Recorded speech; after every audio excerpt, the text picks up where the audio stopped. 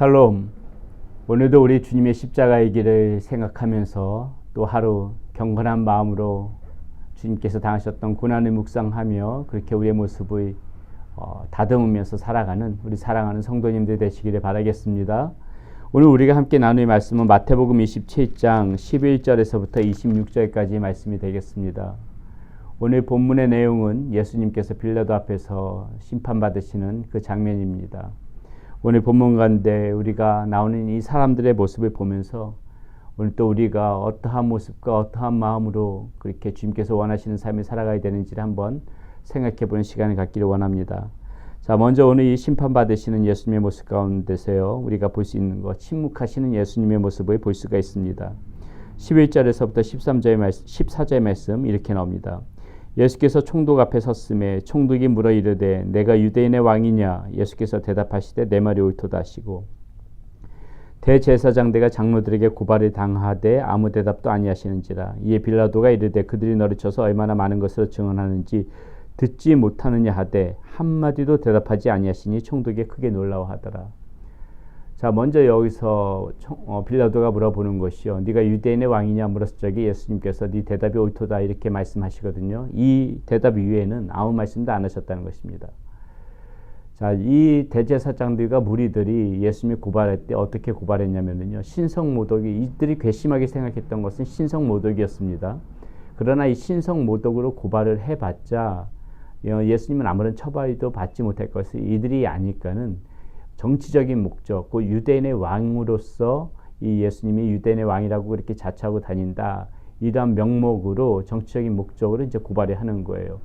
잘 아시다시피 이 당시에 유대는 로마 제국의 그런 통치를 받고 있었기 때문에 유대인의 왕이라고 자처한다는 것은 그 로마 제국에 대한 저항, 반란을 의미하는 것이기 때문에 그것이면 충분히 처벌받을 수 있을 거라고 생각했던 것이죠. 그렇기 때문에 오늘 11절에서 유대 총독이 빌라도가 예수님 앞에 물었던 것도 너가 유대인의 왕이냐 이렇게 물었을 적에 예수님께서 내 대답이 옳도다 이렇게 이야기하신 부분을 보게 되면은요, 유대인의 총독은 이제 그러한 의미로 정치적인 목적으로 네가 유대인의 왕이냐고 물었던 것이고, 예수님께서 내 대답이 옳도다 이렇게 대답하신 것은 정치적인 의미가 아니라 온 우주 만물을 통치하시는 이 신적인 하나님, 하나님의 모습으로서 그 너의 대답이 옳도다 이렇게 예수님께서는 말씀하신 것이죠. 자, 이 이후에는 예수님께서 모든 것을 이제 침묵을 지키시는 것을 보게 됩니다. 어떤 부당한 고발을 당하더라도 대제사장들과 장로들에게 고발을 당해도 계속해서 침묵을 하시고 한마디도 이제 대답을 하지 않으시는 예수님의 모습을 보면서요, 왜 예수님께서 이렇게 침묵을 지키실 수밖에 없는가? 예수님께서는 이렇게 대속의 죽음을 걸어가셔야 된다는 것을 잘 아시기 때문에 이제 더 이상 시시비비를 가릴 필요가 없다는 것이죠. 묵묵히 이제 예수님께서 더 이상의 말이 필요 없고 할 말이 다 이미 또 하셨기 때문에 이제 그 길을 걷기만 하시면 된다는 것입니다. 여러분, 우리가 이 모습을 보면서요, 때때로 우리도 우리의 삶 가운데에서 우리의 하는 모습에 대해서 여러 가지 말로, 많은 말로 이렇게 시시비비를 가리려고 할 때가 많이 있습니다. 우리가 이 그리스도의 삶 가운데서요, 여러분, 우리가 정말 진리 가운데 사는 사람들이라면은 때로는 어떤 때는 이렇게 부당한 대우를 당해도 때로는 이렇게 여러 사람들에게 그런 비난을 당하고 여러 사람들 가운데서 이렇게 우리가 수치심을 당하더라도요, 경우 묵묵히 때로는 침묵이 필요할 때가 있는 것 같습니다. 그저 그냥 진리의 길을 말없이 걸어가는 모습이 어떻게 보게 되면 많은 말들보다 큰 울림을 주는 그러한 모습이 있지 않을까 싶어요. 그렇기 때문에 누가 나의 모습에 대해서 내가 그리스도인의 삶을 살아갈 때 그것을 가지고 조롱하고 비난하고 수치감을 주고 모멸감을 준다 할지라도 때로는 그것을 묵묵히 받아들이고 침묵하면서 그것에 대해서 변명하지 않고 꿋꿋하게 주님의 길을 걸어갈 때 그때 그것이 훨씬 더 빛나 보이는 삶을 살 때가 있다는 거, 우리가 오늘 이 예수님의 침묵 가운데서 보고 배울 수 있는 부분인 것 같습니다.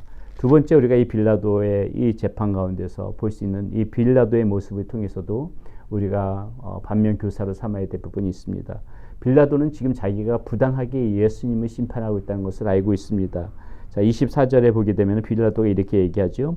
빌라도가 아무 성과도 없이 도리어 밀란이 나려는 것을 보고 물을 가져다가 무리 앞에서 손을 씻으며 이르되 이 사람의 피에 대하여 나는 무죄하니 너희가 당하라. 지금 이렇게 얘기하고 있어요. 자, 빌라도는 재판장입니다. 총독이고요. 옳고 그름을 판단하고 그것에 대해서 명확한 그러한 재판의 결과를 놓을 책임이 있는 것이지요. 진리인 것을 받아들이고 부당한 것에 대해서 배격해야 되는 것이 재판관이 취해야 될 도리인 것입니다. 그런데 지금 빌라도는 그 역할을 하고 있지 않은 거예요. 자신의 입으로도 고백했듯이 이 사람, 예수는 무지하다는 것을 이 빌라도는 알고 있습니다. 무지하면 풀어줘야죠. 그러나 지금 빌라도는 그렇게 하고 있지 않아요. 예수님이 이 재판에 받고 있는 예수님이 무지하다는 걸 알면서도 이 예수님에 대해서 그 무죄 판결을 내리지 않고 오히려 너희가 당하라.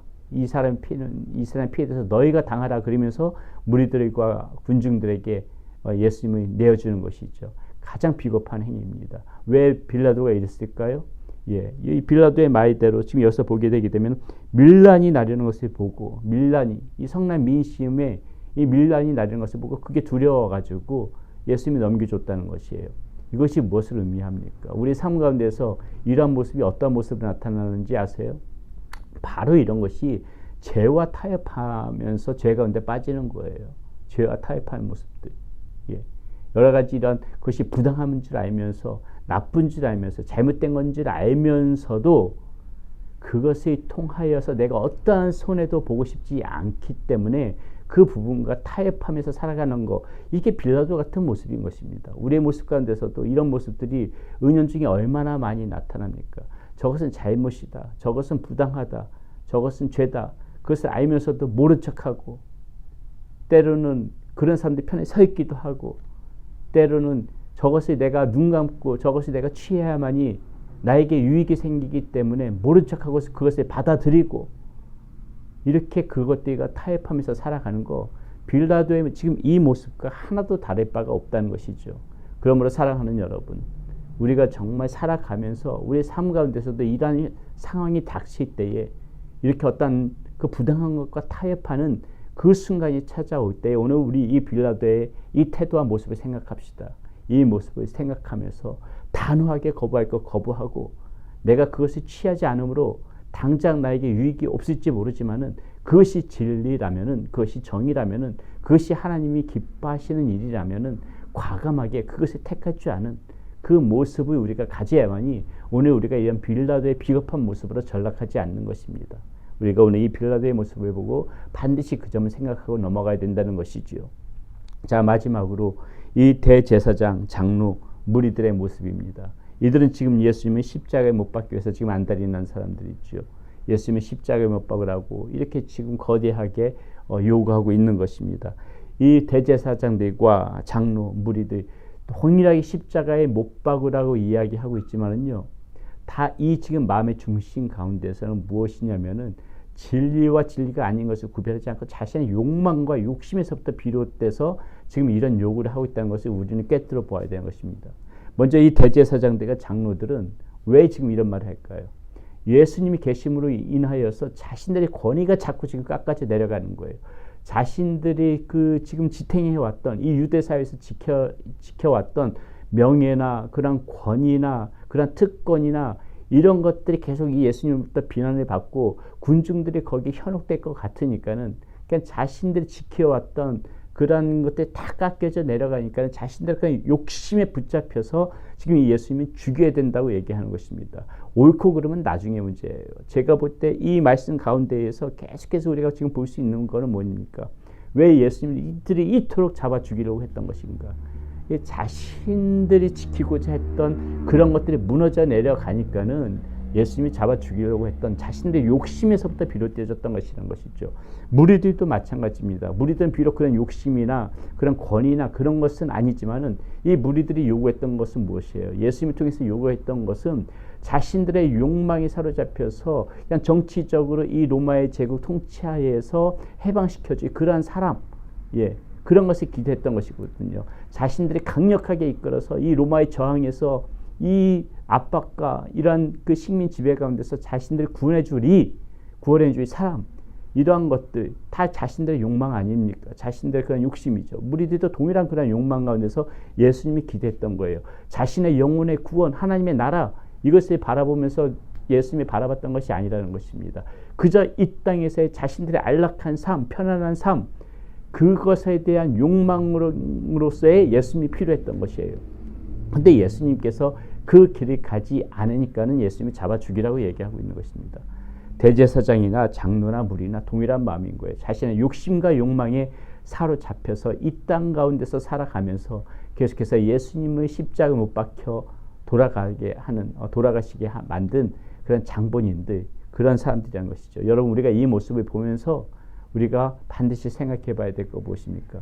빌라도나 이런 대제사장이나 장로나 무리들이 비난하기 전에 우리의 모습 가운데서도 바로 이 빌라도의 같은 모습이 있고, 우리의 모습 가운데서도 이런 대제사장, 장로, 이런 지금 무리와 같은 똑같은 모습으로 우리들도 살아가고 있다는 것을 늘 우리는 자각을 해야 됩니다. 그렇기 때문에 늘 주님 앞에서 항상 겸허한 모습을 가져야 되는 거고, 이러한 욕망 가운데서 빠져서 주님의 십자가에 오늘도 내가 또다시 정말 못 박는 그런 사람이 되어지지 않기 위해서 우리는 또 몸부림치면서 하루를 살아가야 되는 것이에요. 우리가 잠시 정말 이것을 잊어버리고 우리가 또 이 그냥 살아가다 보게 되면 언제 어느 순간에 빌라도 같은 자가 우리의 모습이 될 수가 있고요. 이렇게 지금 예수님 십자가에 못 박으라고 외치는 이 군중들이 같은 그런 모습이 우리의 모습이 또 되어질 수가, 우리도 그런 모습이 되어질 수 있다는 것이죠. 그렇게 되면 어떻게 되는 것입니까? 여전히 우리는 지금 2000년이 지난 이 시대에도 여전히 우리는 예수님 십자가에 못 박고 있는 그런 사람으로 전락해버리고 마는 것입니다. 이러한 삶이 되어지지 않도록 오늘도 우리는 말씀 가운데 다시 한번 무장하고 주님께서 주시는 그러한 영적인 깨달음을 얻을 수 있도록 성령님께서 주시는 지혜를 구하고, 그러면서 항상 이 주님께서 주시는 마음으로 옳고 그름을 분별할 수 있는 영적 분별력도 가지고, 그래야만이 정말 이러한 사람들로 전락하지 않을 수 있다. 우리가 그것을 오늘 말씀 가운데서 예수님의 이 심판받으시는 모습 가운데서 한번 생각해 보면서 살아가는 오늘 하루가 되시기를 바라겠습니다. 기도합니다. 하나님, 오늘 빌라도 앞에서 예수님께서 심판받으시는 모습을 보면서 하나님 다시 한번 우리의 모습을 봅니다. 때로는 많은 변명보다 우리가 진리의 말씀 가운데 묵묵히 정말 삶으로 살아내는 이런 예수님의 침묵 같은 모습이 우리 삶 가운데 필요할 때가 있음을 압니다. 그런 모습을 살아가게 하여 주시고, 하나님 죄와 타협했던 이런 현시가 타협하고 죄와 타협했던 빌라도의 모습, 자신의 욕망에 사로잡혀 예수님의 십자가에 팔아넘겨버린 이런 대제사장, 장로, 무리들과 같은 모습, 하나님 이런 모습을 우리가 전락하지 않도록 오늘도 우리가 정신을 바짝 차리고 말씀 가운데서, 기도 가운데서, 찬양 가운데서 영적으로 풍성한 가운데 주님이 주시는 지혜로 영적인 분별력을 가지고 주님이 주시는 마음으로 또 그렇게 살아가는 우리의 삶이 되어질 수 있도록 인도하여 주시옵소서. 우리 주 예수 그리스도의 이름으로 감사하며 기도드렸습니다. 아멘.